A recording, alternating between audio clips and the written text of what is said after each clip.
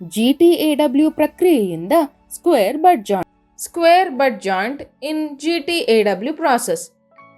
Gas ಟಂಗ್ಸ್ಟನ್ನ arc welding ಪ್ರಕ್ರಿಯೆಯಲ್ಲಿ tungsten electrode ಮತ್ತು ಜಡ ಅನಿಲವನ್ನು ಬಳಸಲಾಗುತ್ತದೆ. ಇದನ್ನು ಟಂಗ್ಸ್ಟನ್ ಇನರ್ಟ್ ಗ್ಯಾಸ್ ಅಥವಾ TIG ವೆಲ್ಡಿಂಗ್ ಎಂದು ಕರೆಯುತ್ತಾರೆ. ಈ ಪ್ರಕ್ರಿಯೆಯಲ್ಲಿ ಹೊಗೆ ಇರುವುದಿಲ್ಲ. ಬನ್ನಿ, ಗ್ಯಾಸ್ ಟಂಗ್ಸ್ಟನ್ ಆರ್ಕ್ ವೆಲ್ಡಿಂಗ್ ಪ್ರಕ್ರಿಯೆಯನ್ನು ಬಳಸಿಕೊಂಡು ಫ್ಲಾಟ್ ಪೊಸಿಷನ್ನಲ್ಲಿ ಸ್ಕ್ವೇರ್ ಬಟ್ ಜಾಯಿಂಟ್ ಮಾಡುವ ಪ್ರಕ್ರಿಯೆಯನ್ನು ತಿಳಿಯೋಣ. ವೆಲ್ಡಿಂಗ್ ಎನ್ನುವುದು ಲೋಹಗಳನ್ನು ಸೇರಿಸುವ ತಾಂತ್ರಿಕ ಪ್ರಕ್ರಿಯೆಯಾಗಿದ್ದು, ಇದು ಹೆಚ್ಚಿನ ತಾಪಮಾನ ಮತ್ತು ಹೊಳೆಯುವ ಆರ್ಕ್ ಅನ್ನು ಉತ್ಪಾದಿಸುತ್ತದೆ. ಒಂದು ವೇಳೆ ಸುರಕ್ಷತಾ ಮುನ್ನೆಚ್ಚರಿಕೆಗಳನ್ನು ಸರಿಯಾಗಿ ಪಾಲಿಸದಿದ್ದರೆ ದುರ್ಘಟನೆಗಳಿಗೆ ಕಾರಣವಾಗಬಹುದು. ಆದ್ದರಿಂದ ವೆಲ್ಡಿಂಗ್ ಪ್ರಾರಂಭಿಸುವ ಮೊದಲು ಎಲ್ಲಾ ಸುರಕ್ಷತಾ ಮುನ್ನೆಚ್ಚರಿಕೆಗಳನ್ನು ಅನುಸರಿಸಿ.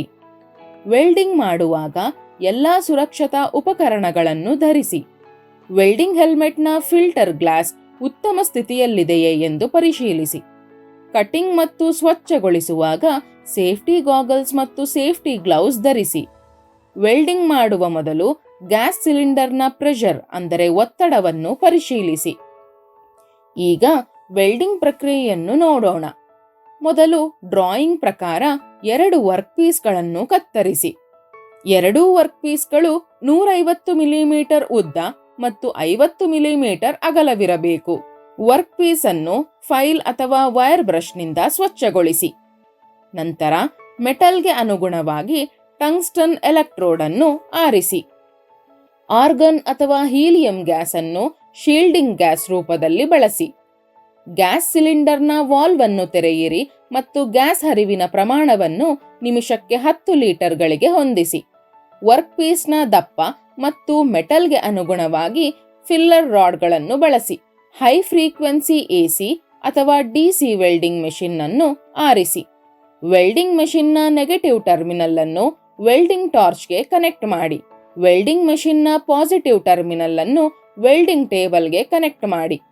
ವೆಲ್ಡಿಂಗ್ ಟೇಬಲ್ ಮೇಲೆ ವರ್ಕ್ ಪೀಸ್ಗಳನ್ನು ಮುಖಾಮುಖಿಯಾಗಿ ಫ್ಲಾಟ್ ಪೊಸಿಷನ್ನಲ್ಲಿ ಸೆಟ್ ಮಾಡಿ. ವೆಲ್ಡಿಂಗ್ ಮೆಷಿನ್ ಅನ್ನು ಆನ್ ಮಾಡಿ ಮತ್ತು ವರ್ಕ್ ಪೀಸ್ನ ದಪ್ಪಕ್ಕೆ ಅನುಗುಣವಾಗಿ ಕರೆಂಟ್ ಅನ್ನು ಸೆಟ್ ಮಾಡಿ ವರ್ಕ್ ಪೀಸ್ ಮತ್ತು ಎಲೆಕ್ಟ್ರೋಡ್ ನಡುವೆ ಆರ್ಕ್ ಅನ್ನು ಉತ್ಪಾದಿಸಿ. ವರ್ಕ್ ಪೀಸ್ ಮೇಲೆ ಟ್ಯಾಕ್ ವೆಲ್ಡಿಂಗ್ ಮಾಡಿ.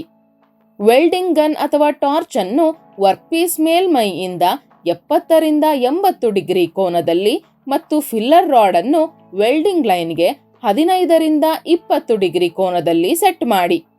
ವೆಲ್ಡಿಂಗ್ ಆಗಿ ರೈಟ್ ಹ್ಯಾಂಡ್ ಟೆಕ್ನಿಕ್ ಬಳಸಿ.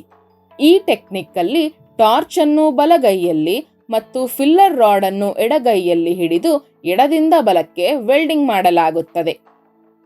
ವೆಲ್ಡಿಂಗ್ ಮಾಡುವಾಗ ವೆಲ್ಡಿಂಗ್ ಟಾರ್ಚ್ ಮತ್ತು ವರ್ಕ್ ಪೀಸ್ ನಡುವೆ 2 ರಿಂದ 3 ಮಿಲಿಮೀಟರ್ ಅಂತರವನ್ನು ಇರಿಸಿ.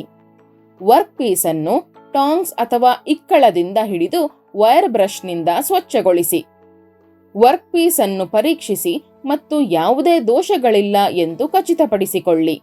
ಫಲಿತಾಂಶ: ಫ್ಲಾಟ್ ಪೊಸಿಷನ್ನಲ್ಲಿ ಸ್ಕ್ವೇರ್ ಬಟ್ ಜಾಯಿಂಟ್ ಅನ್ನು ಯಶಸ್ವಿಯಾಗಿ ಮಾಡಲಾಯಿತು.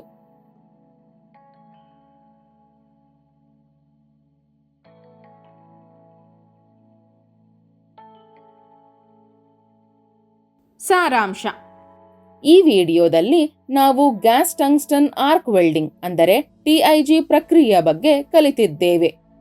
ಇದು ಸ್ಕ್ವೇರ್ ಬಟ್ ಜಾಯಿಂಟ್ ಮಾಡುವುದನ್ನು ತೋರಿಸಲಾಗಿದೆ. ನಾವು ವೆಲ್ಡಿಂಗ್ ಮಾಡುವ ಮೊದಲು ಅಗತ್ಯವಿರುವ ಸುರಕ್ಷತಾ ಮುನ್ನೆಚ್ಚರಿಕೆಗಳು, ವರ್ಕ್ ಪೀಸ್ ತಯಾರಿ, ಸರಿಯಾದ ಉಪಕರಣಗಳ ಆಯ್ಕೆ ಮತ್ತು ವೆಲ್ಡಿಂಗ್ ಪ್ರಕ್ರಿಯೆಯಲ್ಲಿನ ಪ್ರಮುಖ ಹಂತಗಳನ್ನು ಅರ್ಥ ಮಾಡಿಕೊಂಡೆವು. ಅಂತಿಮವಾಗಿ ವೆಲ್ಡಿಂಗ್ ನಂತರದ ಶುಭ್ರತೆ ಮತ್ತು ತಪಾಸಣೆಯ ಅಗತ್ಯವನ್ನು ಸಹ ಅರ್ಥ ಮಾಡಿಕೊಂಡೆವು. ಈಗ ನಿಮಗಾಗಿ ಒಂದು ಕೆಲಸ. ನೀವು ವರ್ಕ್ಶಾಪ್ ಅಲ್ಲಿ ಇದೇ ರೀತಿಯಲ್ಲಿ ಸ್ಕ್ವೇರ್ ಬಟ್ ಜಾಯಿಂಟ್ ಮಾಡಿ.